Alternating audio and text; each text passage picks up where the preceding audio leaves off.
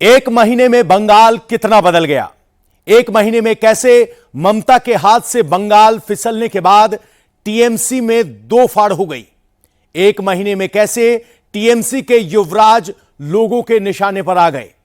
4 मई को बंगाल के ऐतिहासिक नतीजों के बाद 4 जून तक कैसे बंगाल में पूरा ही गेम पलट गया। बीते एक महीने में जमीन पर बंगाल कितना बदला और कैसे 15 साल तक बंगाल की सत्ता के सिंहासन पर विराजने वाली टीएमसी और उसके नेता सबसे बड़े संकट में घिर गए। हमारी इस खास रिपोर्ट में देखिए। संडे हो या मंडे, टीएमसी नेताओं पर रोज पड़ रहे हैं अंडे।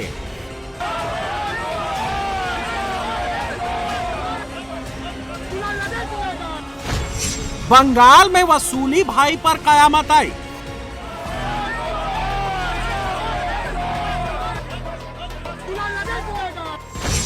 जनता के आक्रोश का शिकार टीएमसी नेता पर फिर अंडाबाद।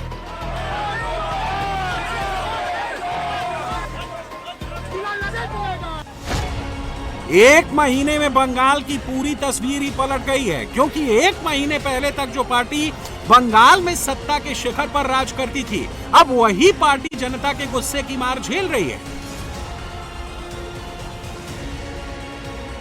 बंगाल में कहीं टीएमसी नेताओं पर अंडों की बारिश हो रही है तो कहीं पत्थरबाजी हो रही है।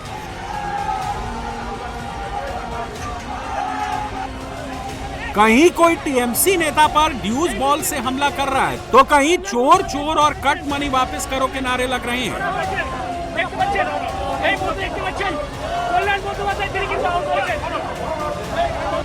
वहीं टीएमसी नेताओं के साथ धक्का मुक्की और हाथापाई की जा रही है तो कहीं सीधे लात घूंसे बरसा दिए जा रहे हैं।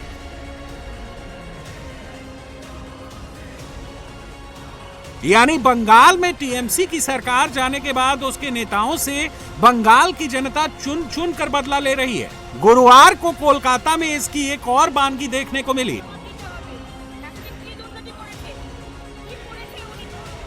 जब बंगाल पुलिस गरफा इलाके के टीएमसी पार्षद अरिजीत दास ठाकुर को पेशी के लिए कोर्ट लेकर जा रही थी, तभी वहां मौजूद लोगों ने उनके ऊपर अंडों की बारिश कर दी।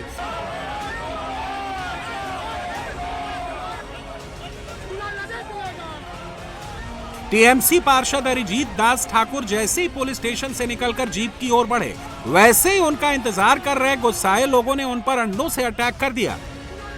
इस बीच वहां मौजूद पुलिस ने लोगों को शांत कराने की कोशिश की, लेकिन अगर पुलिस वहां नहीं होती तो टीएमसी पार्षद की बुरी तरह पिटाई हो जाती। आपको बता दें कि टीएमसी पार्षद को एक दिन पहले ही पुलिस ने गिरफ्तार किया था, क्योंकि उनके खिलाफ जबरन वसूली समेत कई आरोप दर्ज हैं और यही वजह है कि लोगों के मन में उनके खिलाफ इतना आक्रोश देखने को मिल रहा है। वैसे अरिजीत दास ठाकुर पहले टीएमसी नेता नहीं है जिन पर लोगों ने अंडों से अटैक किया है। बंगाल चुनाव के नतीजों के बाद लगातार टीएमसी लीडर्स के खिलाफ लोगों का गुस्सा फूटता दिख रहा है। पार्टी के सांसद और विधायक से लेकर पार्षद तक पर अंडों से हमला किया जा चुका है।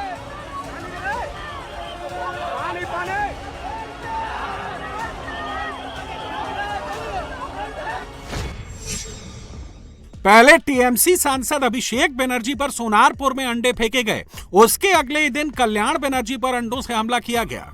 इसके बाद नैहाटी के पूर्व टीएमसी विधायक सनत डे पर भी भीड़ ने अंडे फेंके और अब टीएमसी पार्षद अरिजीत दास को अंडों का सामना करना पड़ा है। बंगाल में हार के बाद टीएमसी में हाहाकार मचा हुआ है। ममता बनर्जी की पार्टी की मुश्किलें खत्म होने का नाम नहीं ले रही हैं। एक और टीएमसी नेताओं पर हमले हो रहे हैं तो वहीं दूसरी ओर पार्टी दो टुकड़ों में बंट गई है। सांसद, विधायक और पार्षद लगातार पार्टी से दूर होते जा रहे हैं और अब फिरहाद हकीम के बाद एक और मेयर ने इस्तीफा दे दिया है। टीएमसी नेता कृष्णा चक्रवर्ती ने कोलकाता के विधाननगर शहर की मेयर पद से इस्तीफा दे दिया है। कृष्णा चक्रवर्ती ने इस फैसले के पीछे निजी कारणों का हवाला दिया है। उन्होंने विधाननगर नगर निगम के कमिश्नर को अपना इस्तीफा सौंप दिया है। कृष्णा चक्रवर्ती से पहले टीएमसी के जाने माने नेता फिरहाद हकीम ने भी अपने पद से इस्तीफा देने की इच्छा जताई है। हालांकि हकीम ने अभी तक औपचारिक रूप से इस्तीफा नहीं दिया है। वहीं इस बीच टीएमसी में मची भागम भाग पर बंगाल बीजेपी के अध्यक्ष समेक भट्टाचार्य ने कहा कि इससे बीजेपी का कोई लेना देना नहीं है।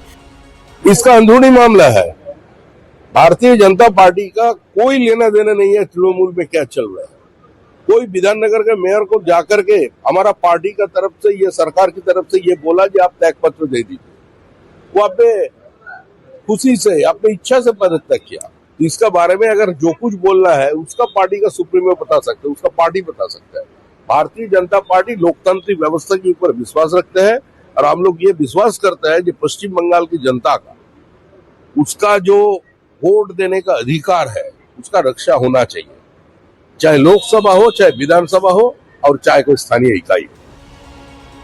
अभी एक दिन पहले ही टीएमसी के 58 विधायकों ने पार्टी में बगावत के बाद बाहर निकाले जाने वाले ऋतव्रत बनर्जी को अपना नेता चुन लिया है। लेकिन इस पूरे घटनाक्रम के एक दिन बाद ही टीएमसी विधायक गुलशन मलिक ने पलटी मार दी है। गुलशन मलिक ने इस बात का इशारा किया कि उनको गुमराह करके उनसे समर्थन पत्र पर दस्तखत करवाए गए थे। हम लोग साइन करने का टाइम बोला, जो लोग बहुत बोला, हम लोग का बोला ये ममता बनर्जी हम लोग का सर्वोच्च नेतृत्व है, ये बात बोला। एवं ममता बनर्जी का छवि घर में रहेगा, सबका घर में रहेगा। ममता बनर्जी के फोटो का लेके मीटिंग मिছিল करेगा, ये सब बात हुआ, इसलिए हम साइन किया। आपको बता दें कि 28 साल के इतिहास में पहली बार टीएमसी में औपचारिक तौर पर टूट सामने आई है। बागी विधायकों के ऋतव्रत बनर्जी को अपना नेता चुनने के बाद उन्होंने विधानसभा स्पीकर रथींद्र बोस को अपना समर्थन पत्र सौंपकर उन्हें नेता विपक्ष घोषित करने की मांग की थी, जिसके बाद स्पीकर ने बागियों के नेता ऋतव्रत बनर्जी को नेता प्रतिपक्ष के तौर पर मंजूरी दे दी। खबर है कि उन्हें विधानसभा में नेता विपक्ष का रूम भी अलॉट कर दिया गया है, जबकि जावेद खान, संदीपन साहा और शिवली साहा को उप नेता बनाया गया है। ममता बनर्जी को झटके पर झटके लग रहे हैं। पहले विधानसभा चुनाव में करारी हार और फिर पार्टी के विधायकों की बगावत, लेकिन बीजेपी ममता को संभलने का कोई मौका नहीं देना चाहती। इसलिए बीजेपी नेता लगातार ममता बनर्जी पर हमलावर हैं। बंगाल सरकार में मंत्री अग्निमित्रा पॉल ने तो ममता बनर्जी पर झूठा नैरेटिव गढ़ने और देश विरोधी ताकतों को बढ़ावा देने का आरोप लगाया। इसके बाद उन्होंने ममता बनर्जी की गिरफ्तारी की मांग भी कर डाली। हर विषय में आप भारत को छोटा दिखाए और दूसरे हमारे शत्रु देश जिस भाषा में बात करते हैं आप उस भाषा में बात किए, लेकिन कल तो आप हद कर दिए। अब जिस तरह से भारत के नेतृत्व और भारत के सम्मान को एक फॉल्स नैरेटिव क्रिएट करके अभी आप सरकार में नहीं है बोल के आप जिस तरह से हाथ में आईन को ले रहे, आपके विरुद्ध में तो केस होना ही है। आप आईन के ऊपर नहीं है, तो कुछ कुछ विषय है जो ऐसे आप नहीं बोल सकते हैं। वो सच या झूठ वो बाद में देखा जाएगा, लेकिन आप ऐसा नहीं बोल सकते। आपका गिरफ्तारी होना चाहिए और सजा होना चाहिए। बंगाल में वसूली भाई और काला कारोबार करने वालों का चुन चुन कर हिसाब हो रहा है। बंगाल में पुलिस से लेकर एनआईए तक एक्शन में है। भांगर बम धमाका मामले में एनआईए ने अपनी जांच तेज कर दी है। आज कोलकाता में एनआईए की टीम ने टीएमसी के पूर्व विधायक शौकत मोल्ला के घर और पार्टी कार्यालय में तलाशी अभियान चलाया। इसके साथ ही एक कैफे में भी सर्च ऑपरेशन चलाया गया। स्थानीय लोगों ने आरोप लगाया कि इस कैफे को सरकारी जमीन पर कब्जा करके बनाया गया है। एनआईए की जांच के दौरान कई दस्तावेजों की जांच की गई, लेकिन टीएमसी के पूर्व विधायक शौकत मोल्ला अब भी लापता बताए जा रहे हैं।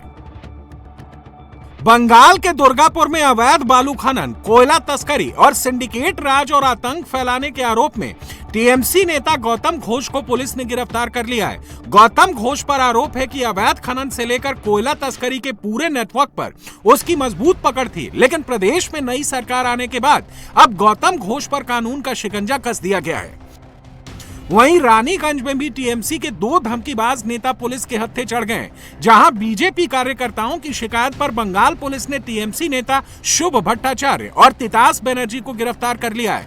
इन दोनों पर पिछले कई सालों से बीजेपी कार्यकर्ताओं को धमकाने और उत्पीड़न करने का आरोप है। बंगाल में टीएमसी नेताओं की मुश्किलें बढ़ती जा रही हैं। बीते 1 महीने में जिस तरीके से टीएमसी नेताओं के खिलाफ पुलिस का एक्शन और जनता का आक्रोश देखने को मिला है, उसके बाद आने वाले दिनों में टीएमसी में मची भगदड़ और तेज हो सकती है।